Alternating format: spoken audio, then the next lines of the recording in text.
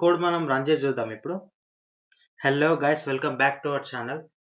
మీరు కనుక మా ఛానల్ని ఫస్ట్ టైం చూస్తున్నట్టయితే సబ్స్క్రైబ్ చేసుకోండి.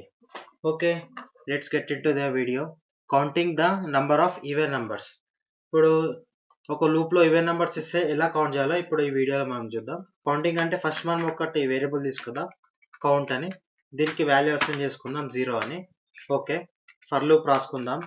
For loop int I equal to 1, I less than or equal to 100, I plus plus. Next condition రాసుకుందాం. If I modulus 2 equal to 0, ఇది even number condition.